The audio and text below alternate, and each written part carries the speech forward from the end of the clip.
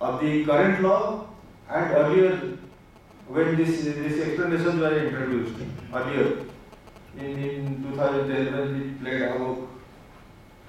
Now it says construction of complex building, civil structure or part thereof, including a complex or building intended for sale to a buyer, wholly or partly, except where the entire consideration is received after issuance of completion certificate. They have paraphrased the earlier language which is there in the explanation, but there is no deeming provision here. Earlier it mentioned that the builder is deemed to have provided service to the buyer. Now, how one can provide service to a buyer in the same transaction? That is a difficult question, but at least those deeming provisions are not there in the current law. So one can say in the current law, a sale transaction will not be covered by this. It's only a contractor situation will get covered. So in my view, even if this contractor or the owner sells the flat under construction, this will not get covered. Now, forfeiture. Sir, the first transaction of the builder constructing for the landlord, is it a works contract? Builder? Constructing for builder for the landlord, is it a works contract? Builder is the main objective of the owner is to get the building constructed. So, two floor which is getting two floor which builder retains. Yeah. There is no service because he is serving himself. No, for the landlord. For the owner there will be construction service. Not it works contract service? Construction service is work contract service only, there is no difference. So there are two means of that difference. Separately construction service and works contract. Construction service and work contract service they are same. So the construction service So for the purpose of valuation Maybe for the purpose of taxation may be there, abatement, all those things may be there, but as far as builder is concerned, giving works contract service or construction service to the owner only, not to the buyers. Yeah, but the question of valuation would arise. Valuation in the hands of the contractor is what the land value, that is he is getting in kind. Now, if it is the works contract, then the valuation will be coming into picture. Yes, valuation will come in the picture. Yeah. So in that case, why don't you go for the cost of construction? Cost of? Cost of construction. The cost of construction for the landlord portion. Cost of construction you will take if you cannot determine the money value of the consideration. Money value of the consideration is the land, whatever the land value is there, that can be money value can be found. As far as the service between contractor and the builder and the owner. So now coming to the sixth forfeiture amount. Now here every group invoked 66 EE says that I am providing a service of tolerating an act of cancellation. So therefore it is a service. Now we should go to the concept of contract, because service without contract cannot be there. There has to be some understanding what service I will render and what money I will get. So every set of reciprocal promises is a contract. That is the definition of contract under the Contract Act. The consideration which is received is at the desire of the promisor. That is at the stage of signing the contract. Damages are provided for breach of contract, and these damages can be provided in the contract itself in a predetermined manner, liquidated damages. Now this is honest money, which is application money one deposits. that time there is no contract. It is only in the anticipation of a contract that this deposit is made, with the intention of entering into a contract.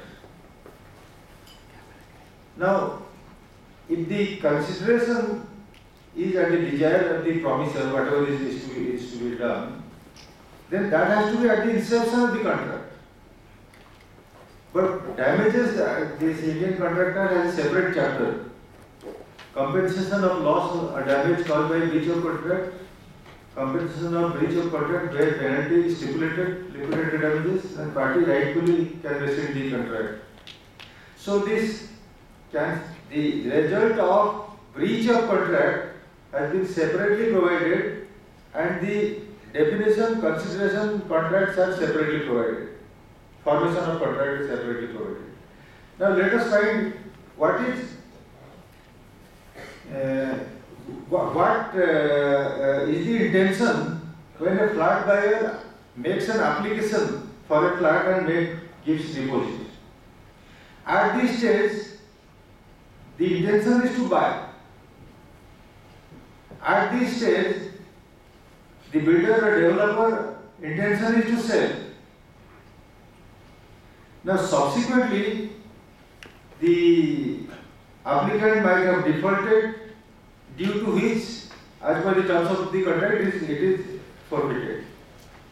Or it might be allotted, the purchaser might have paid some installment, subsequently defaulted, then the developer has the right to cancel, and whatever is provided for may appropriate this. Now, what happens when the default occurs? Now, here the argument is that when the default occurs, the developer incurs certain inconvenience, and for agreeing to tolerate the inconvenience, the developer is collecting this amount as a remuneration. Now, is that the intention of the contract? When somebody applies, he has no intention of subsequently defaulting and losing the whole money. When somebody gets allotment, he starts paying, he has no intention of cancelling the contract and losing that money, otherwise he would not be in the right frame of mind. So the intention, dominant intention of the contract is to buy and sell and nothing else. Breaching the contract and suffering this, being compelled to pay compensation is not the intention of the contract. It cannot be said that when the contract is broken, then another contract comes into being, and then the suffering starts and suffering gets fulfilled and the compensation is paid as consideration. That means the breach of contract is fulfillment of a contract. This is an absurd situation. So that a breach of contract, compensation for breach, that cannot be regarded, can never be regarded as fulfillment of contract. If there is, from inception, there would have been an obligation or intention by somebody that you please tolerate this thing, I will pay you. So there, at that point of time, there has to be some objective, some intention of the person who is paying for the other person tolerating some nuisance.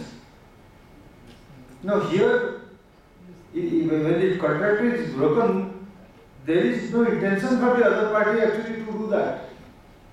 The party has never had intention to inflict a nuisance and also pay for it. If there is a reciprocal promise, obligation, then a party can enforce that this builder cannot say that no, I am ready to suffer, you breach the contract and you pay me. I will enforce my right. There is no such right in the contract. So it's all nothing but compensation. So 66E, that forbearance or the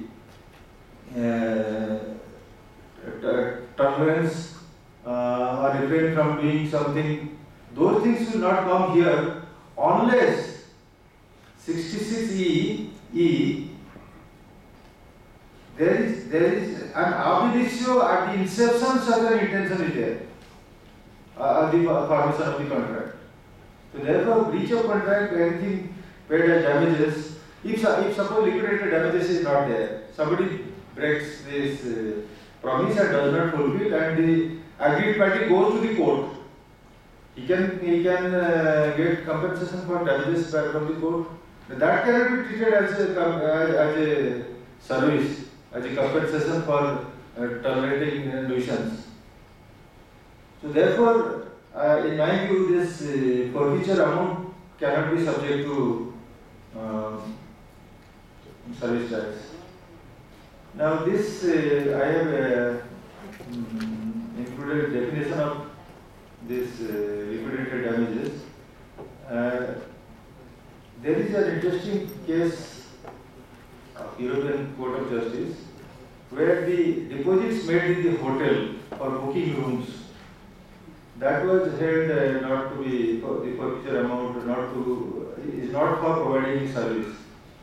Since on the one hand the deposit paid does not constitute the fee collected by a hotelier by way of genuine consideration for supply of independent or identifiable service to his client, and on the other hand the retention of that deposit following the client's cancellation is intended to offset the consequences of non-performance of the contract, it may be held that neither the payment of deposit nor the retention of that deposit nor the return of double the amount is considered covered by this law. Now 7. What's contract valuation? Why this contractor had doubt? Because in Rajasthan it had a happy situation, paying just 1%. 1% tax. Actually this they call it a fee to get the exemption from paying tax. So here the problem arose in valuation rule 2A. Rule 2A,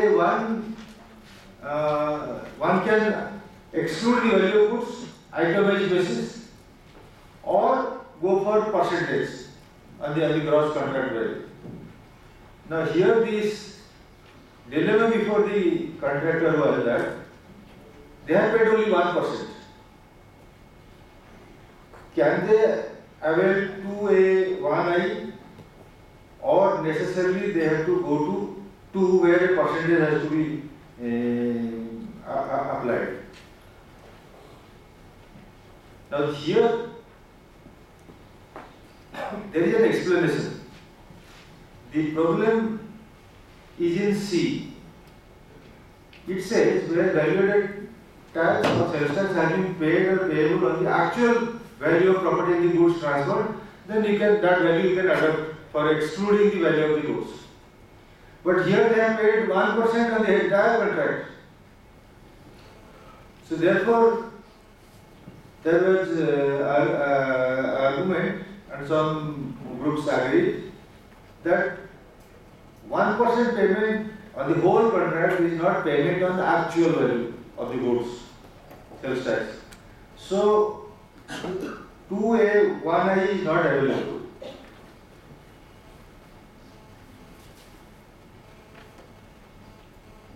Necessarily one has to go to that 40% route.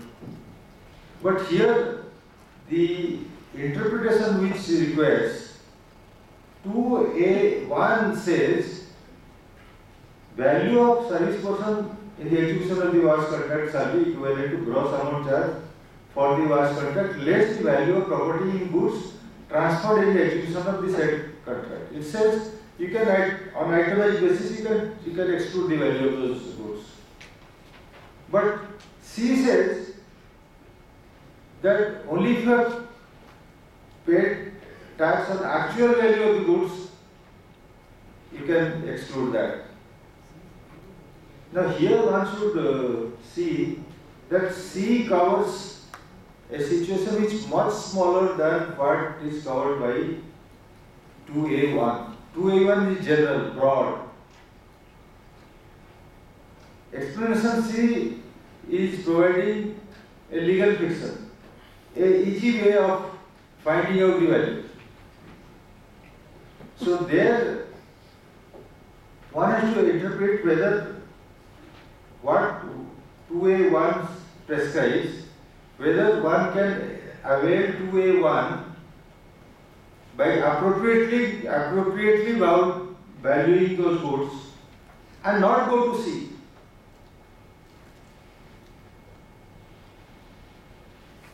Now there is an interesting case.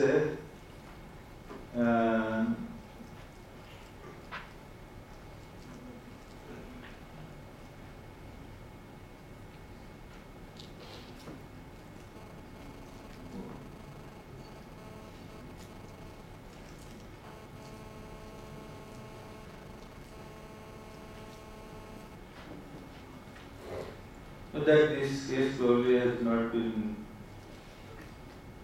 quoted here. There was a case in rent control. Similarly, main provision was there.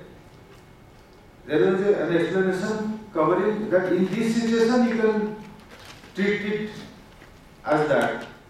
So there the Supreme Court said the explanation may be giving a simple way of fulfilling the main provision. But that does not mean that the scope of main provision is reduced or restricted by this simple way of determining that.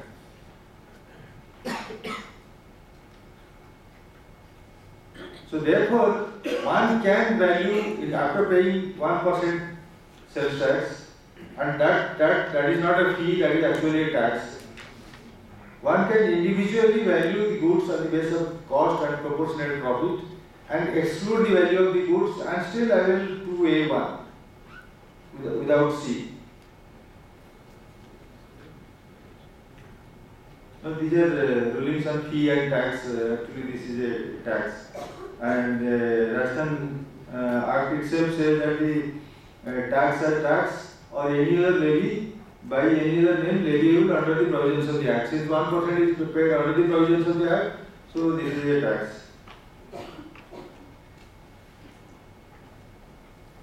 Now, 8. 8. Everybody agreed that a higher rate is applicable from 1/3/2008 because tax rate has changed. And then some people say that this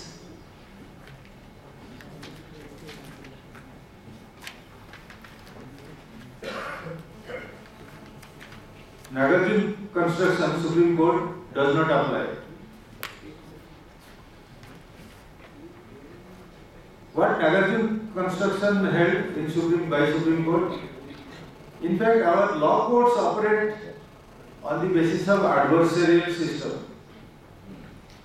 That means two parties will come with their problems and they argue against each other, and the judge has to decide who is better. If they come with a civil dispute and they compromise, judge will accept. If they say that I have sold Rashtrapati Bhavan for 5 crores, you have not paid, filed a suit, and then again they compromise, no, I am ready to accept after 1 month, so I would this should be decided. The court also said, okay, this is decided. So, if two adversaries agree on a point which is wrong, court will not say anything. Court will proceed on that basis. This is what happened in Nagarjun construction. Before High Court and even before Supreme Court. Now what Nagarjun construction did, paid this service tax under this Election Commission Installation Construction Service, and wanted to switch over to construction service after 1/6/2007. There the Supreme Court said that this rule itself says that once you adopt, you cannot change for the whole contract. So Department Circular is correct. Department Circular says that you cannot revisit in terms of time. So if you have been paying tax under erection, commissioning, installation or construction, commercial, industrial construction service, you should keep on paying under that category for the entire contract. But the proper argument should have been that it would not form under those earlier categories. It can form only under the construction, the cross contract service, and is taxable from 1/6/2007. Then further, either to pay that whatever tax I have paid was wrong and I will pay tax correctly henceforth, or further, one can say that this will apply to only contracts which were entered into on or after 1/6/2007, taking cue from 3(3), saying that the same law will apply to the entire contract, and the Department Circular itself says that you cannot revisit in terms of time. That means you cannot give different tax treatment in terms of time. But this is what happened. One question was that the question was open as to when it was received. This amount received after 1/3/2008. What about in this contract? If the amount is received now, so there some groups have invoked this continuous supply, saying that continuous supply will apply. So current rate of tax will apply point of taxation rule. But what continuous supply says means service which is provided or to provide continuously on recurrent basis, and something can be notified, and was contract service is one of the notified service. Now here this 3 proviso 1, in case of continuous supply of service where the provision of whole or part of service is determined periodically or on the completion of an event in terms of a contract which requires service receiver, the receiver of service to make payment. Now, in case of works contract service, the work is not done in an uniform manner like telephone service. Goods may be used in between, at the end. So, any place during the contract. In case of a works contract service, one can exclude the value of the goods. So you cannot exclude the value of the goods until the contract is over. So here the contract is one, the delivery is one at the end. And here on account payment is periodic payment, only milestones are there. But it says, in case of continuous supply of service where this provision of whole or part of the service is determined periodically. The determination means some element should be there and corresponding amount should be released. And provided the corresponding amount which is released, you have right to retain it even if you don't do the rest, which is not correct. It's one contract one, so therefore, in my view, the continuous supply rule will not apply. So the tax which is applicable at the time of entering the contract will apply to the whole of the contract. Now, we have got half an hour. So we'll go to this paper, Deconstructing Confusion, as to what happens if you do not read history. Or if you read history but don't understand it. Now what had happened, this 46th Constitutional Amendment came. Why? To overcome this Gavin case. But why we forgot, and care as I said, when the flat is under construction and it is sold, so there is an understanding between the developer and the purchaser to construct the flat and sell it. So there is a works contract. This was doubted in the referring bench in the L&T case. Here they said that can a sale contract be a works contract? Now, if that is accepted, there will be no difference between sale and service or wash contract.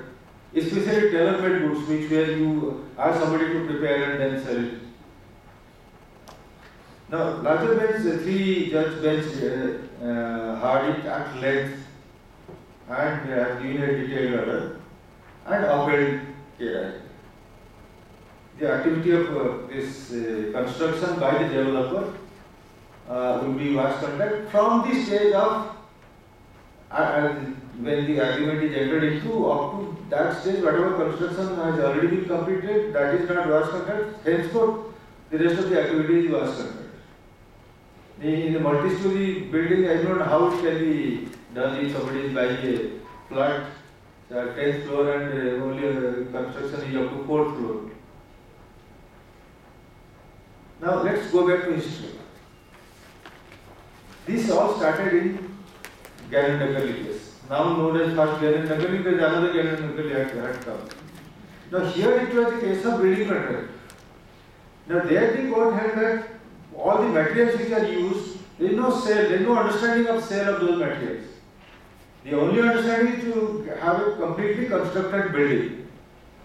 So there is some transfer of property, but that gets transferred while the building is being constructed by way of incorporation, accretion to the property of the customer. Now this is specifically mentioned in Law Commission report in the objection reasons to the 46th Constitutional Amendment, that the purpose is to overcome the consequence of Gannon-Nagali case. Now this, after 46th Constitutional Amendment, this was examined in a big way by a 5-member bench, Constitutional bench in Builders Association. What Builders Association held, that in a execution of works contract, there is no sale of the works contract, that contracted building. What is being sold are only those materials which get into this works contract.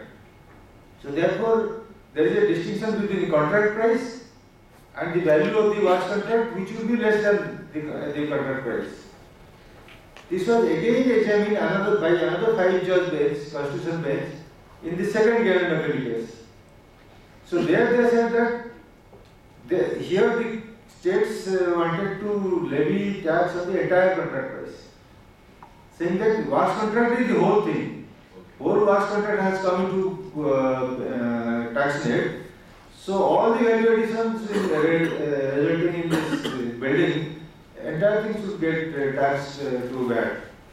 There the Supreme Court said no. The value of the goods at the time of incorporation.